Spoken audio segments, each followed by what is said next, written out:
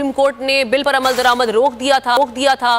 कौमी assembly secretariat ने बाकायदा नोटिफिकेशन जारी कर दिया। तो supreme court practice and procedure bill बाकायदा कानून बन गया है। आपको ये बताएं कि सुप्रीम कोर्ट ने बिल पर अमल दरामद रोक दिया था और कौमी असम्बली सेक्रेटेरिएट ने बाकायदा इसका नोटिफिकेशन भी अब जारी कर दिया है। सदर के पास भी ये बिल गया था, उनकी जानिब से नजर सानी के लिए इसे वापस भिजवा दिया गया था और साथ ही साथ सुप्रीम कोर्ट की जानिब से भी बिल पर अमल दरामद से रोक दिया गया था। लेकिन कौमी असम्बली सेक्रेटेरिएट ने इस हवाले से बाकायदा अब नोटिफिकेशन जारी कर दिया है। तो supreme court practice and procedure bill बाकायदा कानून बन गया है, जिसमें चीफ जस्टिस के जो इख्तियारात हैं उनको महदूद कर दिया गया है।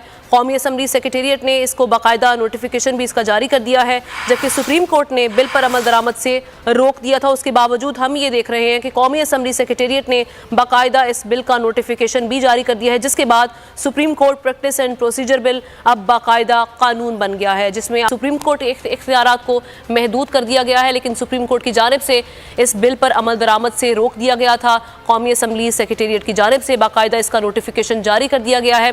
इसकी कॉपी भी आप बोल न्यूज़ की टेलीविजन स्क्रीन पर मुलाहिजा कर सकते हैं।